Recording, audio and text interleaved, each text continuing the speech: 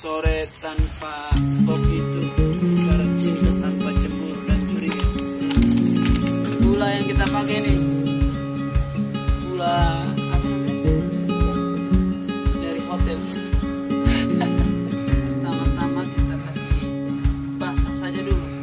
Kalau dia full basah begini, kita kasihkan waktu 15 detik dia untuk mengeluarkan racunnya. Bismillahirrahmanirrahim. Assalamualaikum warahmatullahi wabarakatuh. Selamat datang di another episode Ngopi Sore Kuliah Sore bersama Kakak Raim Laude. Ini adalah episode kita yang ketiga. Mari kita coba pelan-pelan. Di tahun 2022 itu saya menyelesaikan lebih dari 30 judul buku dalam kurun waktu setahun.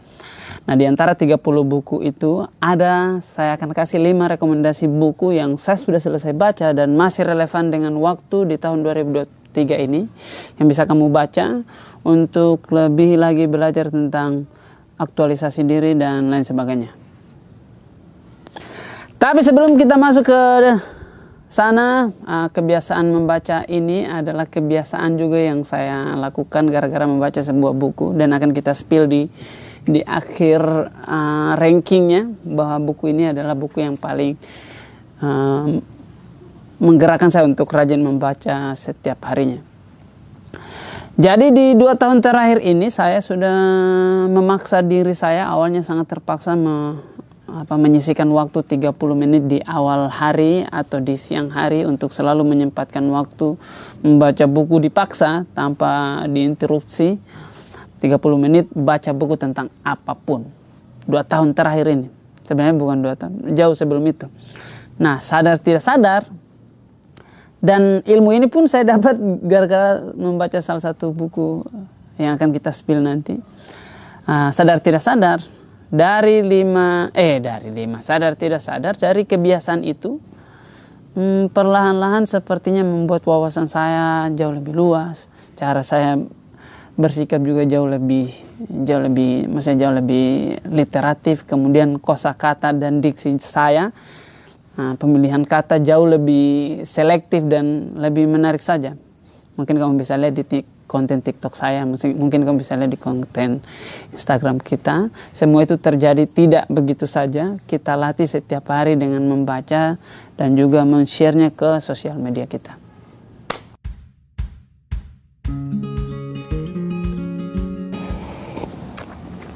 Kita masuk ke rekomendasi buku nomor 5 berjudul Filosofi Teras. Ini adalah buku yang lumayan FYP 2 tahun terakhir. Di Gramedia juga dia menjadi buku yang bestseller, dan juga tahun lalu juga dia juga bestseller juga. Ditulis oleh seorang pemuda bernama Henry Manampiring. Filosofi Teras ini adalah di tahun lalu adalah buku pertama yang saya hatam kali. Hampir hatam ya, tidak semuanya tapi hampir hatam. Saya lihat dulu ayah itu.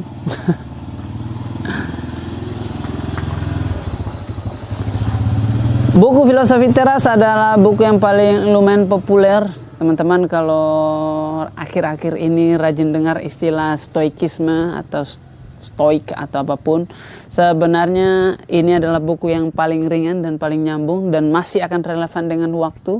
Bisa menjadi rekomendasi buat kamu baca di awal tahun ini dan di tahun 2023 masih sangat relevan. Filosofi Teras mengajarkan kita tentang hal-hal yang berhubungan dengan stoikisme dan juga seluk-beluknya. Siapa yang kentut itu?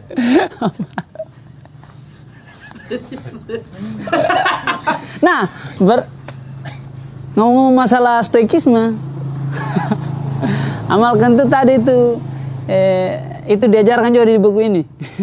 Oh, Dika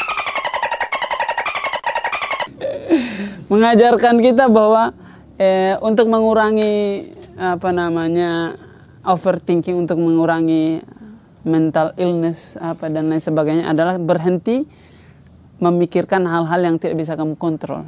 Gitu. Dalam buku ini di faham stoikisme itu kurang lebih dia bagaimana hidup sesuai dengan nature, sesuai dengan alam, tetapi untuk mengurangi overthinking, berhenti memusingkan hal-hal yang di luar dari kendali kita, di luar dari apa yang kita kontrol. begitu. Misalkan cara orang memandang kita, cara orang berkomentar terhadap kita. Orang kentut bencana alam tuh kita tidak bisa kontrol dan berhenti memikirkan hal-hal seperti itu. Kalau kita berhenti memikirkan itu berarti kita sudah mengurangi setengah dari beban pikiran kita. Bagaimana kalau energi yang kita pusatkan kepada hal-hal yang tidak bisa kita kontrol itu, komentar orang dan sebagainya, kita buang, kita alihkan kepada hal-hal yang bisa kita kontrol. Semisal cara kita berpakaian, cara kita mengomentari orang, cara kita bla bla bla dan lain sebagainya. Buku ini sangat rekomendasi sekali dan lumayan FYP. Ya, itu belajar tentang filsafat ya. Dan sangat ringan ya. Dan diupdate terus ini buku.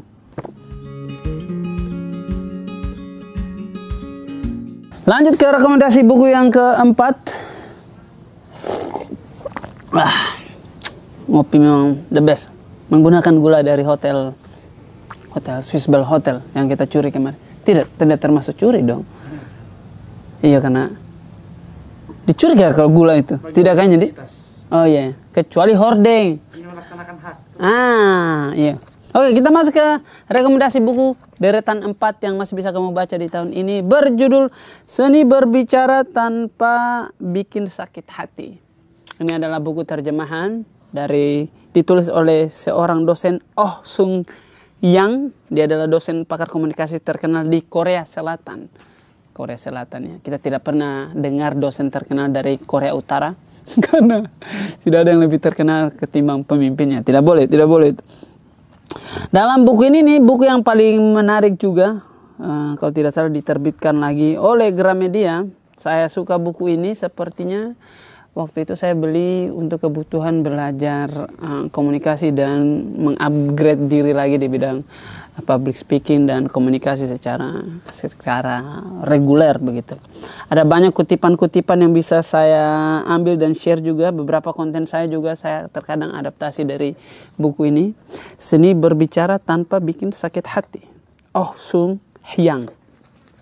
Beberapa kutipan ini kalau saya buka bacaannya ini sudah banyak bekas-bekas stabilo yang saya stabilo tentang hal-hal yang menarik untuk di-share di Instastory dan lain sebagainya. Kayak misalkan ini.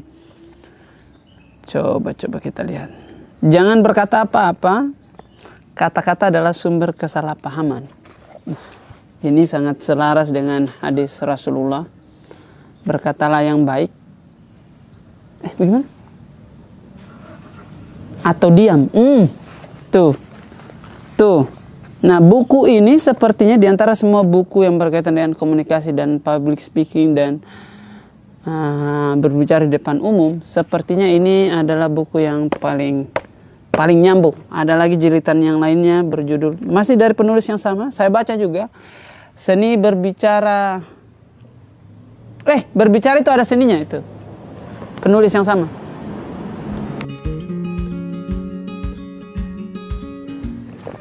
Kita masuk ke rekomendasi bacaan 2023 yang masih relevan dengan waktu.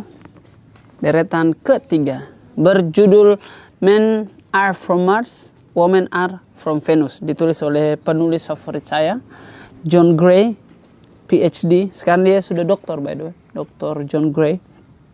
Adalah buku yang sebenarnya kuno ini yang saya pegang kayaknya cetakan ke berapa belas begitu cetakan. Cetakan ke 38 2021. Buku ini ditulis tahun 95 dan masih relevan sekali dengan waktu.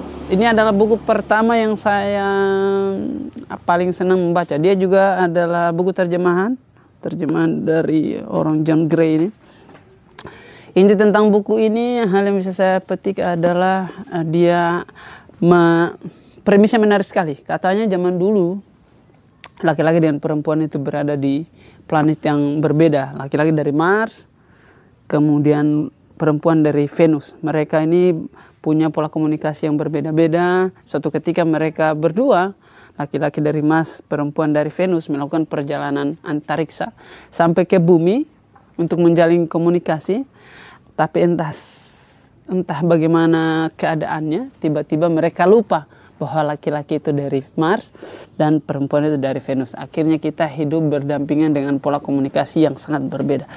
Nah, buku ini membeberkan tentang perbedaan-perbedaan mendasar itu. Tentang laki-laki itu misalkan habis kerja biasanya dia pengen diam. Nah, sementara perempuan itu pengen didengar. Sementara laki-laki itu maunya pengen memperbaiki. Sementara perempuan yang bercerita tidak mau diberi masukan, dia hanya sekedar mau memberi, hanya sekedar mau didengar saja. Nah, di dalam buku ini menceritakan tentang perbedaan-perbedaan itu, menarik sekali. Saya juga sampai baca buku terbarunya, judulnya Beyond Mars and Venus. Jadi cetakan setelah ini. Kalau ini kan tulisannya yang penelitiannya berhubungan dengan hal-hal dasar, berhubungan dengan sikap. Tapi buku Beyond Mars and Venus itu, dia berbicara tentang perbedaan-perbedaan perempuan dan laki-laki secara hormonal. Dibilang katanya John Gray ini, bahwa sebenarnya kita ini hanya rajin berkomunikasi dengan testosteron kita dan juga dopamin kita. Begitu. Di buku yang satu jauh lebih menarik lagi karena diupdate lagi. Tapi kalau teman-teman mau baca ini dulu, baru Beyond Mars and Venus. Karena ini buku saya beli, selain dia FYP, penulis favorit saya juga. Saya baca ini untuk kebutuhan mencari premis materi stand up. Tuh. Peringkat ketiga nih, menarik. Ratingnya 9,5, 9,0.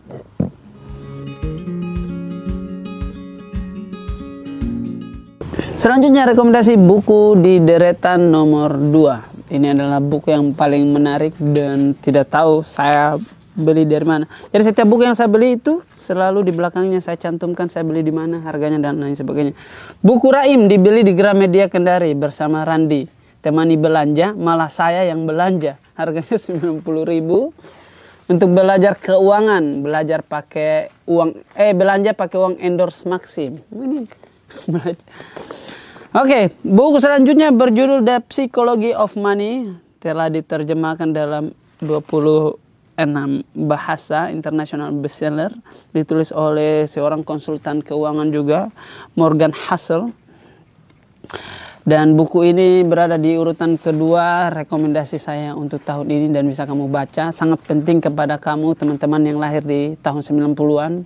Kalau kau lahir di tahun 90-an berarti usiamu sudah lebih dari 20 tahun, 22 tahun ke atas. Nah, usia antara 20 tahun dengan menuju 30 tahun ini adalah usia yang sangat kritis.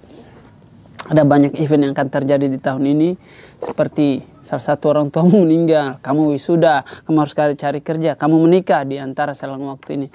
Nah, di antara selang waktu dan event yang terjadi di dekade usia kita yang ketiga ini, dekade usia ketiga, itu dalam perjalanannya selalu melibatkan keuangan dan finansial. Nah, buku ini saya sudah baca dari tahun lalu, saya sekarang mengerti tentang konsep dasar keuangan dan lain sebagainya. Sebab kutipan paling menarik dalam buku ini, mencari uang dan mengelola keuangan itu dua hal yang berbeda.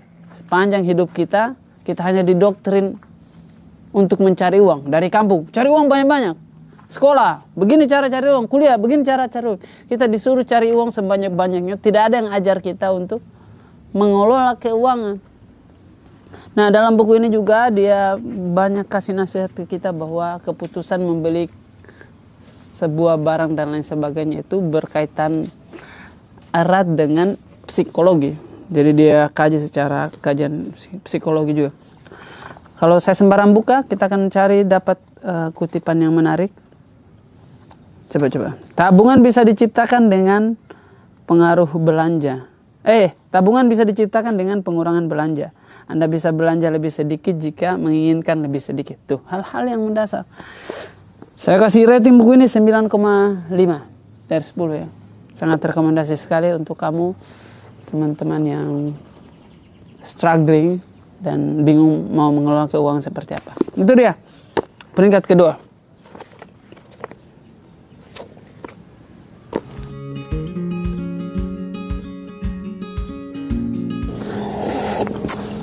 Dan ini dia peringkat pertama 5 rekomendasi buku yang bisa kamu baca di 2023. Buku favorit saya. Buku ini adalah alasan kenapa video ini saya buat. Buku ini adalah alasan kenapa 3 tahun terakhir ini saya rajin membaca. Buku ini adalah alasan kenapa saya setiap hari membaca. Ini dia.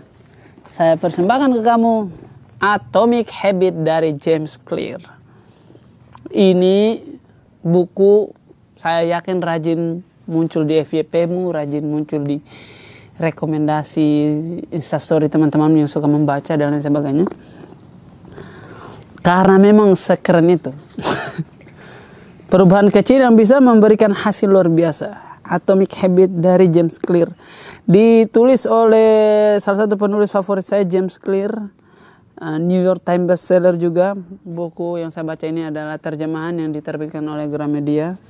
Hampir setiap negara ini diterjemahkan dan dijual versi bahasanya mereka. Dan kutipan yang menarik. Inti dari buku ini, dan saya sudah hatam ini, inti dari buku ini adalah bagaimana kalau setiap hari kita hanya mengupgrade diri kita sebanyak 1% saja. 1% saja, tapi harus konsisten setiap hari.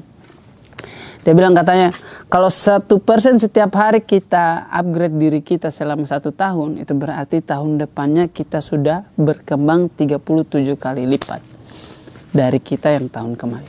Menarik sekali ini. Saya sangat terasa perbedaannya setiap hari saya membaca hanya 1 lembar, tapi selalu konsisten itu selama 1 tahun. Setiap hari, kemudian saya upgrade terus, baca 30 menit, kemudian saya instastory, baca apapun, dan saya rasa juga ada perbedaan yang terjadi di dalam hidupnya saya. Buku ini kurang lebih mengajarkan kita tentang pentingnya proses. Jadi ada proses dan juga hasil. Orang-orang yang mengejar hasil, kalau sudah tercapai hasilnya, terkadang prosesnya dia tidak hiraukan lagi, dia tinggalkan begitu. Nah, orang-orang yang percaya terhadap proses, terkadang hasil adalah hadiah dari indahnya berproses tadi. Buku ini sangat rekomendasi buat kamu dan juga buat kamu untuk teman-teman yang baru belajar untuk membaca. Bagaimana memulai buku yang baru? Tips saya adalah jangan baca pergi ke toko buku terus random pilih buku. Tidak akan berhasil. Pertama adalah cari rekomendasi. Itu salah satunya ini. Bisa dimulai dari ini. Oke. Itu dia 5 rekomendasi buku yang saya baca 2022 dan masih bisa relevan dengan waktu 2023. Kenapa penting sekali membaca? Sebab literasi itu penting. Sebab kebodohan rajin memakan korban. Saya sudah pernah menjadi korban dari literasi yang rendah. Dan juga saya harus mengeluarkan banyak rupiah untuk membuat keadaan lebih nyaman. Itu. Pemuda di Eropa sana dalam 1 tahun bisa menghabiskan kurang lebih 30 judul buku dalam setahun. Pemuda di Eropa. Pemuda di Indonesia, wow. Dalam 1 tahun berapa buku yang dia baca? 1 biji. Dan 1 biji ini dibaca oleh 30 orang. Jadi jangan, karena tingkat literasi kita sangat rendah, jangan heran kalau negara kita seperti ini. Dan untuk mengakui bahwa negara kita itu tertinggal sebenarnya bukan hal yang memalukan. Hal yang berani menurutku, karena kita bisa tahu kekurangannya kita lalu kita perbaiki. Kurangnya kita anak muda di Indonesia ini adalah literasi. Itulah kenapa perintah pertama, ayat pertama dalam Al-Quran itu adalah membaca. Iqra. Tingkat literasi itu berbanding lurus dengan tingkat pembangunan dan kualitas manusia di suatu negara. Tinggi literasinya, manusianya pasti jauh berkualitas. Rendah literasinya, lihat Indonesia sekarang ini. Tahun 2023 ini yang saya takutkan apa? Menjelang tahun 2024 yang saya takutkan apa?